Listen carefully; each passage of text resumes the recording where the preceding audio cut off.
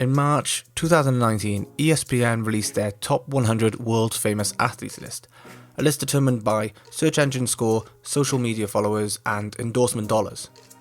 Now, let's just ignore for the moment that at rank number 41 is the YouTuber and esports star Ninja, who by all definitions is not an athlete, and we move all the way up to rank number 5, we find the notorious Conor McGregor. What's really unique about this ranking for McGregor is the time frame he achieved it in. If you look at the top 10 athletes in ESPN's list and highlight just how long they've been in professional sport, and we rearrange them in that order, we get an idea of just how impressive McGregor has achieved the score in such a short amount of time. Conor McGregor's rise to the top is in part down to how well he markets himself, but it's also down mostly to his personality and his sporting success. It's hard to argue that Conor McGregor has done anything but dominate the UFC since his arrival. Let's look at his success. He became the first ever UFC fighter to hold 2 championship belts in different weight divisions. He has an impressive record of 22 wins, 19 of them by knockout, and then there is his insane combat ability to dispatch his opponents in a variety of different ways. From head kicks to his powerful left hand, McGregor is one of the most prolific fighters the UFC has. Then there is his captivating personality, a high-intensity, cocky attitude that has a knack for being at the centre of attention at most press conferences. You combine that with his witty comebacks and you start to understand just how he has risen to sport and stardom in such a short amount of time. If we were to break down his success and his personality and look at all the traits that contribute to them, we are left with a mountain of traits to choose from. But which one is the most important one? Well, it's this one right here, his self-efficacy. For without it, McGregor would not have had as much success as he has had. Simply put, self-efficacy is the belief in one's capabilities to organise and execute the course of action to produce a given attainment. Or to put it even more simply, our belief in our ability to do something. Self-efficacy is different to other concepts like self-esteem or confidence, as it is task-specific and therefore highly valued in the sporting world. But if it's so highly valued, then where does it come from? How can we cultivate it and use it to our advantage? To answer that question, we have to turn to the man who came up with the concept itself, psychologist Albert Bandura. He stated that self-efficacy came from 4 main sources: performance accomplishment, verbal persuasion, vicarious experience, and emotional state. Each source of self-efficacy is different in terms of their strength and their effectiveness. For the purpose of this case study, I've decided to rank these sources in order of strength and relevance to Conor McGregor. First up is verbal persuasion. It relies on another person to increase the athlete's belief in their ability by positive words of affirmation. Someone like a coach, a family member, or a friend telling the subject that they can do well or that they can be the best can have a positive impact on the subject's belief in their ability. The effectiveness of verbal persuasion can be hit or miss. It relies heavily on the trustworthiness and the expertise of the persuader. In the case of Conor McGregor, this source is the most difficult to identify, as there's no clear examples of verbal persuaders in McGregor's circle. Yes, obviously he has close relationships, but there isn't really much evidence to suggest that any of them boost his belief in his ability.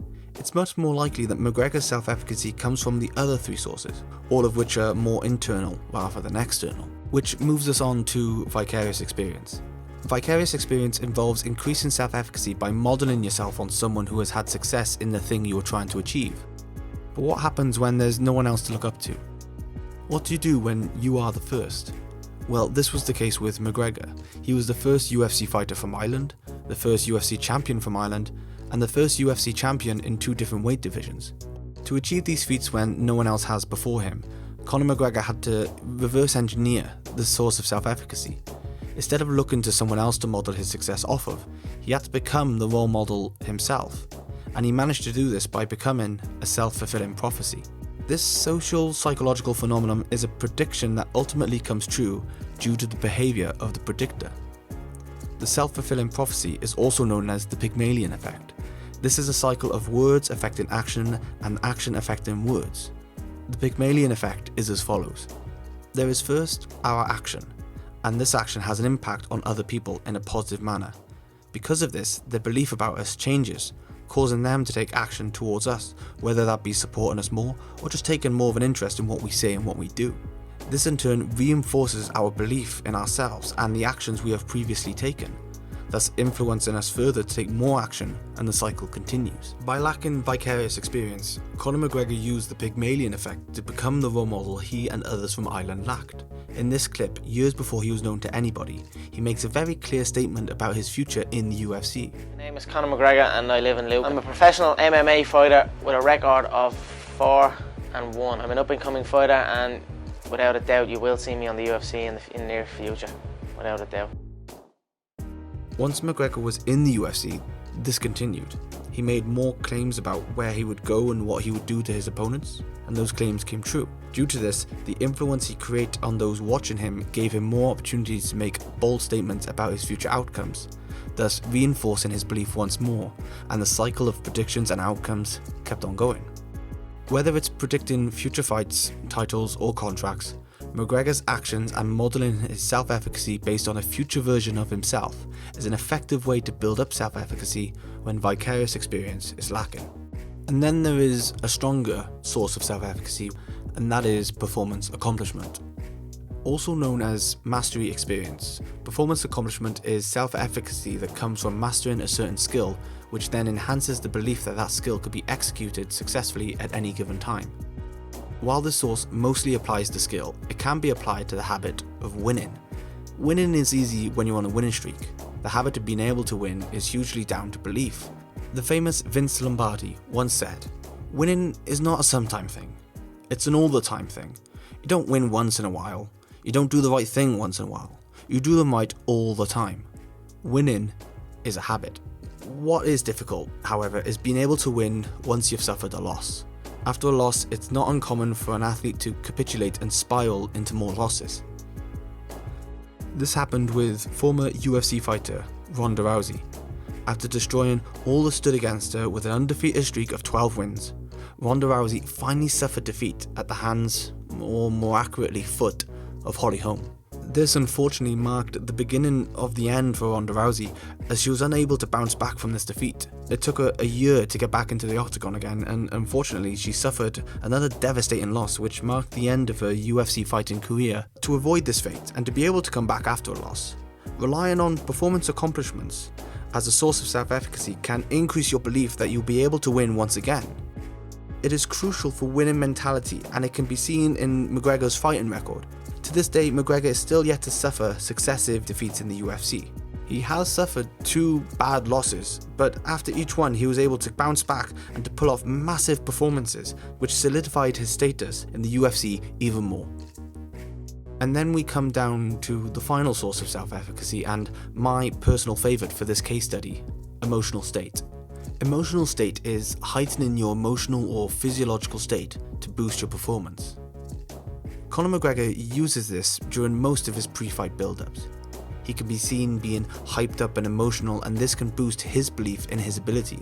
When you're on an emotional hype, you can feel invincible and like nothing can beat you. The example in this video looks at McGregor's featherweight championship bout against the defending champion Jose Aldo back in 2015. Leading up to the fight, Jose Aldo was the undefeated featherweight champion, picked by many as the favourite to win the fight due to his 18 wins in a row, 9 of them by knockout, over the last 10 years. However, McGregor's understanding of psychological warfare and his use of the emotional source of self-efficacy gave him a clear advantage over the reigning champion. Leading up to the fight, McGregor would try to wind up Aldo by getting in his head, whether that be small, unwarranted pokes and touches, calling him names, or even stealing his championship belt. McGregor made a very clear effort to make it obvious that it was his goal to get under Aldo's skin. As the fight drew closer, the effects of this strategy started to show, and Aldo started to react and bite on the trap that McGregor was laying down for him. A perfect example of this is at the press conference set up in Dublin, which just so happened to be McGregor's home city. At this point, McGregor had already been poking fun and tormenting Aldo for months. There was one particular part of the press conference that shows the effect that this has had on Jose Aldo. After a verbal exchange across the press conference, McGregor leans back and puts his feet up on the table, displaying just how confident and comfortable he is with the situation. Aldo, on the other hand, who maybe is not as comfortable with this situation and feels the need to show some form of confidence, mimics McGregor by putting his own feet up on the table. And this point, right here, is the mistake that Aldo has made, and the one that McGregor happily takes advantage of. McGregor has seen Aldo's lapse in judgment and uses the opening to snatch the championship belt right from Aldo's nose in front of a crowd full of people and a TV audience, and Aldo loses his cool. Look at this picture for a moment. McGregor is dictating and creating the very situation he wants. He is in control and Aldo is helplessly reacting to it, losing all control of the situation. This was all part of McGregor's plan, to get inside Aldo's head so much that he would react to anything McGregor wanted him to. In an interview 3 weeks prior to the fight, McGregor accurately predicts how the fight would go down, almost giving away his entire strategy. Every single movement I make will get an overreaction off of him because he's emotionally invested in it. There's too much in it for him. The whole country of Brazil, it's all piling on him. So I feel if I just go, he will react a million times too much. That's what I see the fight playing now. I feel him overreacting, overextending, and then being KO'd unconscious. And that is how the fight went down, nearly exactly as McGregor predicted. At the time, McGregor is relaxed here, and Aldo's body language is not that of someone who wants to be in the octagon. And just as predicted in the previous clip, Aldo overreacted, he overextended, and he was knocked unconscious, ending his 10-year run as the featherweight champion of the UFC. This case study is an example of just how important self-efficacy is to sport and performance. It is centered around that core principle of belief. Belief is fundamental to sport and performance and to life itself, whether that be belief in your ability to perform a task like self-efficacy or just general belief in yourself to go out onto a new stage of life. Belief is needed before anything else, be it in sport or be it in life. Before anyone else believes that you can do something, you have to believe in it first.